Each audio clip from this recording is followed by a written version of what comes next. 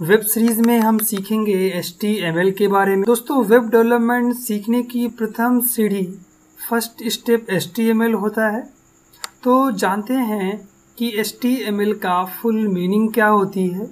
HTML की full meaning hyper text markup language होती है। दोस्तों, अगर आपको HTML सीखना है तो मन में सवाल होता है कि HTML क्यों सीखे, Why learn HTML?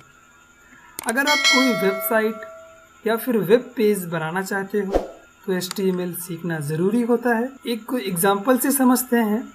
जैसे आपके पास एक बुक होती है, बुक के अंदर बहुत सारे पेजेस होते हैं। वैसे ही एक वेबसाइट होती है और वेबसाइट के अंदर बहुत सारे पेजेस होते हैं। लेकिन इंटरनेट की दुनिया में टेक्निकली हम उन पेजेस को वेब पेज कहते हैं। तो बुक के सिमिलर वेबसाइट होती है और पेज के सिमिलर वेब पेज होते हैं। तो आप आसानी से समझ रहे होंगे कि बुक में बहुत सारे पेजेस हैं और पेजेस को लिखने के लिए हमें पेन की ज़रूरत होती है। वैसे ही अगर कोई वेबसाइट है तो वेबसाइट के अंदर बहुत सारे पेजेस हैं। पेजेस में बहुत सारी जो कंटेंट लिखे होते हैं उनको लिखने के लिए हमें HTML की ज़रूरत पड़ेगी। अब बुक में जो पेज हैं, कंटेंट भी लिखे हैं, लेकिन डिज़ाइनिंग है, स्टाइलिस्ट है, पिक्चर्स है, वो सब एक अलग एलिमेंट्स हुआ। उनके बारे में आगे के अपने सीरीज़ में पढ़ेंगे। लेकिन इतना हमारे लिए जानना ज़रूरी है कि जो पेजेस हैं या फिर वेब पेजेस हैं उन पे जो भी लेटर्स लिखे होते हैं उन्हें लिखने के लिए इंटरनेट की दुनिया में HTML का प्रयोग किया जाता है।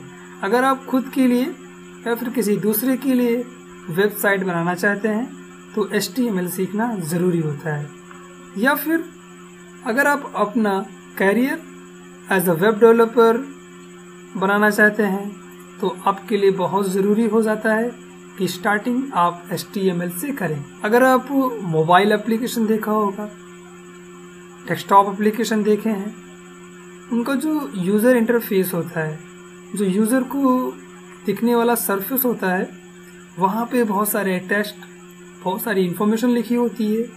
उस इन्फॉर्मेशन को लिखने के लिए भी हम HTML का प्रयोग करते हैं। अब HTML में बहुत सारे वर्जन हैं। जो सबसे फेमस वर्जन है वो दो हैं, HTML4 और HTML5। अभी करंट में HTML5 चल रहा है।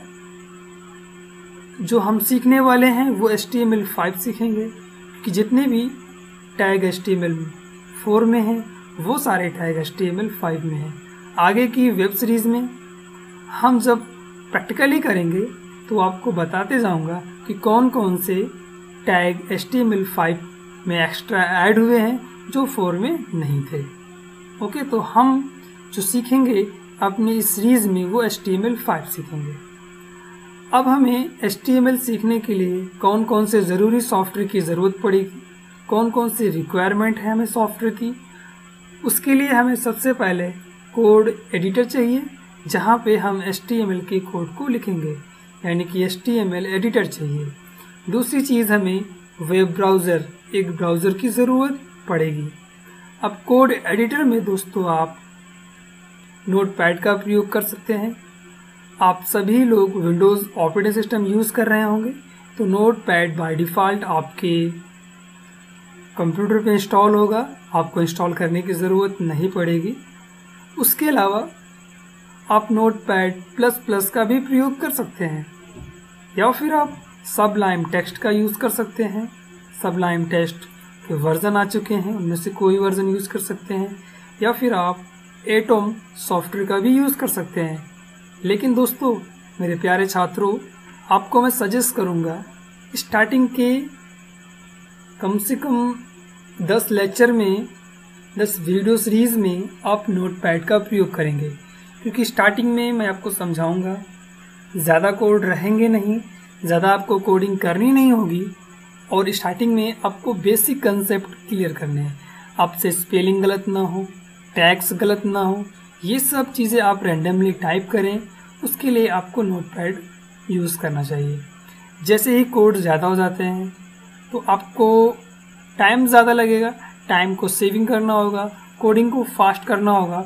उस कंडीशन में आप नोटपैड प्लस प्लस या फिर उससे भी एडवांस सबलाइम टेस्ट या फिर एटम कोड एडिटर का यूज़ कर सकते हैं। मार्केट में और बहुत सारे भी कोड एडिटर हैं, लेकिन स्टार्टिंग में आप नोटपैड प्लस प्लस या फिर सबलाइम टेस्ट को ही यूज़ करें।